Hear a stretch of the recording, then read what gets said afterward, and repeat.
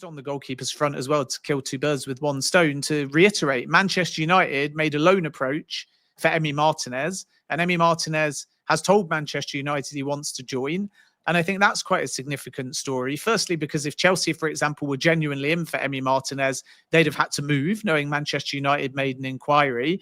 And the second thing is, it backs up another story that we broke here on the Football Terrace, that there is genuine interest on Manchester United's side, and there's genuine interest on Emi Martinez's side, despite the fact that people were denying there's any approach or any talks. Actually, an offer transpired, but whether or not it comes off remains to be seen, because Villa are not going to loan Emi Martinez, even knowing Manchester United like the idea of that structure and with Andre Onana injured, but they might sell him. It just depends if anyone meets the valuation. And I think the challenge Martinez has got, if he wants to go to Man United, is number one, it might be more like a Sene Larsman's, another name that myself and colleague at TalkSport, Alex Crook, broke. Or alternatively, they may pivot to a number one, but you've got to be able to afford Emi Martinez, and Villa's valuation, because he's got 3 years on his contract. And this is kind of why I'm segueing into the Mike Maignan and Chelsea part of the story. Villa's valuation is informed by Mike Maignan. So they're saying Maignan and Martinez are equally world-class goalkeepers. Maignan has got 1 year left on his contract, and Milan's valuation is 25 million. Martinez has got 3 years left, so they're looking for 35 or 40 million pounds, and that's just too high for Manchester United. And I think virtually every other suitor looking at Emi Martinez. So we'll wait and see if he ends up leaving Aston Villa, but I don't see Villa necessarily coming down on that price. Yeah, I mean, it's a brilliant segue really into the situation with Aston Villa, because there's interest supposedly from them in Alejandro Garnacho, or at least a liking of the player. Man United, as I saw you broke this news yesterday, again exclusive from Ben Jacobs. I saw some Villa fans on Twitter not calling you out, but sort of disagreeing with it, because something didn't make sense, and you said it perfectly. How can Aston Villa tell Man United a player's not for sale and set a valuation if there's no contact? It makes zero sense. But what is the latest with Manchester United looking at Ollie Watkins? Is there been any change in that at all? Or if you could just break it down, please, for the Football Terrace community. I forgot I asked you about this yesterday on the United Stand, but it is a different audience. So yeah, exactly. Yeah. I mean, Manchester United made contact with Aston Villa, and that was sourced from all sides at my end. I appreciate there was a brief in the evening saying no contact and not for sale. But as with Alexander Isak, not for sale isn't always not for sale. And why take the conversation if not for sale is 100% not for sale? So I have to wait and see how it pans out. As I've reported consistently, Aston Villa don't want to lose Ollie Watkins. They certainly won't entertain any kind of significant talks unless they found a replacement or unless someone meets their valuation. And at the moment, that valuation is £60 million. So all signs may be Ollie Watkins stays at Aston Villa because that price is deemed too high by Manchester United, and Villa don't have a replacement yet. If later in the window, the price drops and Villa find a replacement, then I would expect Manchester United, if they're still looking for a striker, to continue to revisit this, because Ollie Watkins is relatively high in their thinking. But what I can tell you is that talks took place between the two clubs, and Manchester United were told exactly what I've just said, that Villa want to keep Ollie Watkins, that he's valued at 60 million plus.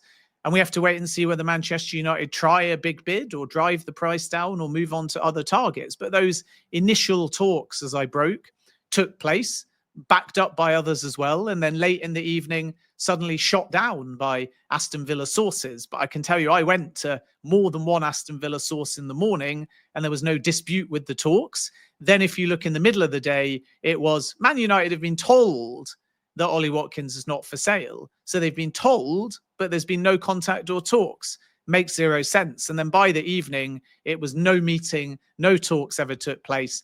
But there were talks. I stand by my reporting on TalkSport. And again, we wait and see whether they materialise into anything. And that's the situation as of now. Clearly, Villa don't want to lose Ollie Watkins in the same way Newcastle don't want to lose Alexander Isak. But not for sale in football is rarely not for sale. There's always a price. There's always a series of circumstances that can happen. There's always a chance the player drives the move. So I think Manchester United will keep Ollie Watkins on their list. They've got other targets as well. But one thing's for sure, nothing will happen unless Villa's price drops, because Manchester United are not prepared to pay 60 million for Ollie Watkins. Absolutely. I said this earlier on today. This is fan theory. For me, this smells and sounds so similar, but without it being as good a player and as much money as Isak and sort of Newcastle, in the sense of they kept on saying he definitely isn't for sale. We have no intention to sell him. That still may end up happening, but for me, reads like it's possible.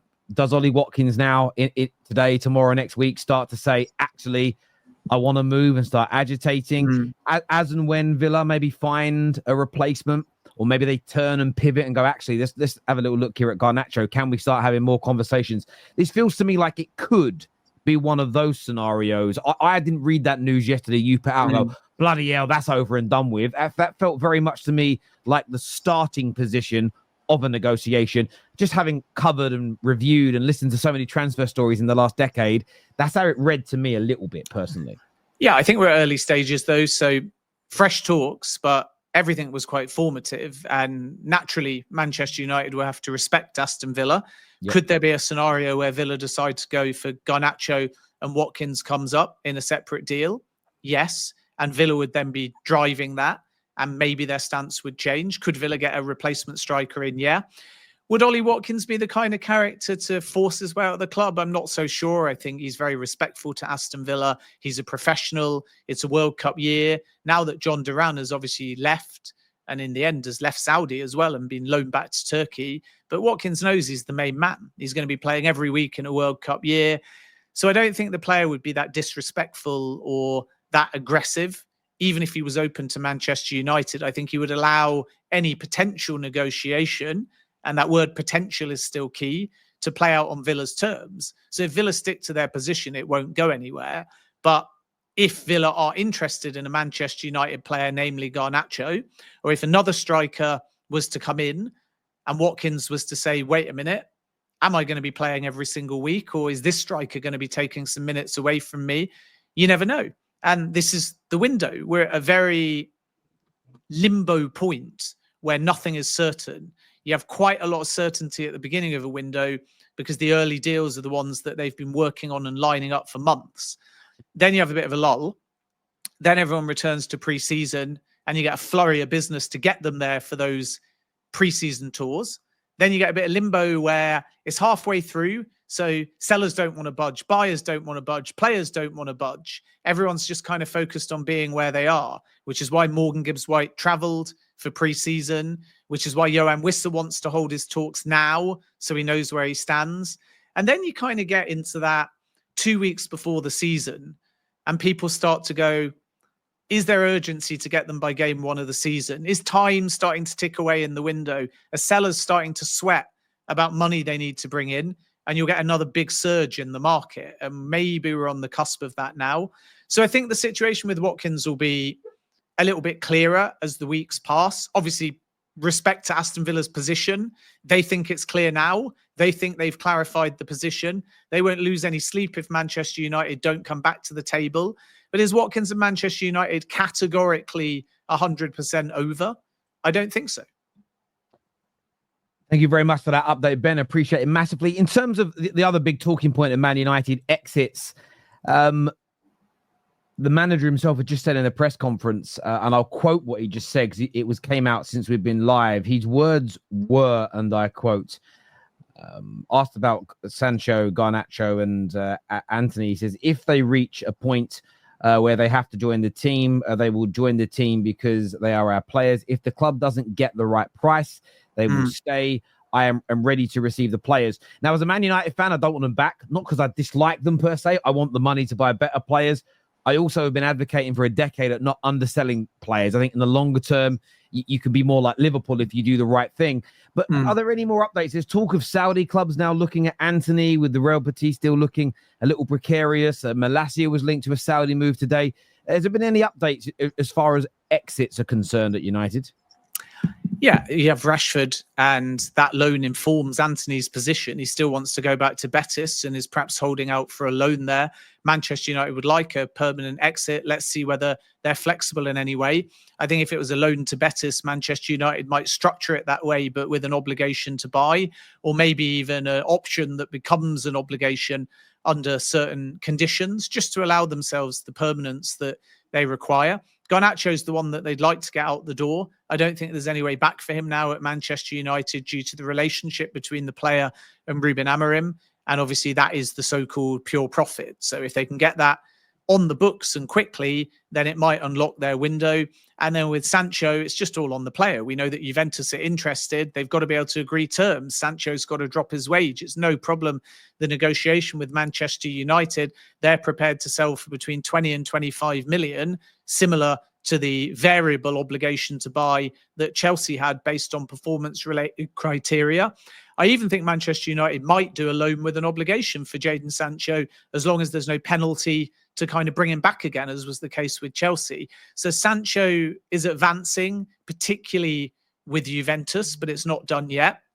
Garnacho only wants Premier League, plain and simple. So Napoli's off the table. Aston Villa's a possibility. Chelsea have got appreciation. So, for example, if they pivot from Xavi, Garnacho might be the one that they decide.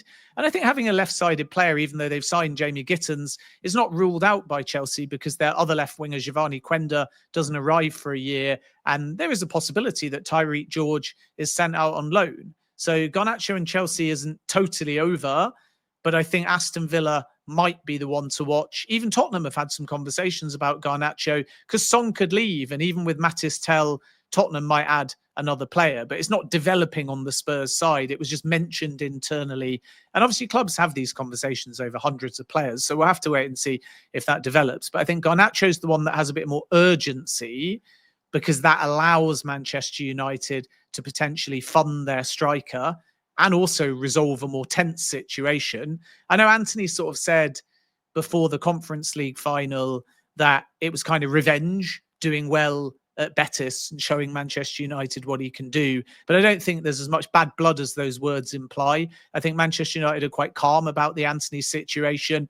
And with Jadon Sancho, Manchester United are quite distant from the situation, because they know that it's really just about the player having a big onus on himself. Go and find a deal. Go and agree terms, because once that happens, the club-to-club negotiation for Sancho will be quite smooth, because the asking price for Manchester United is relatively low. It's not 60 like Garnacho, it's 20 to 25.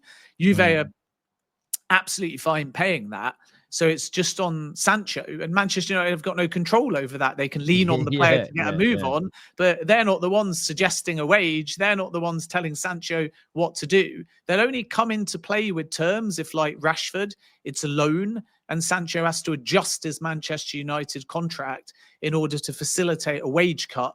But at the moment, the structure being discussed is a permanent exit. So Manchester United are waiting for Sancho to tell him who he's been able to agree terms with. And then from there, the club-to-club negotiations will be quite smooth.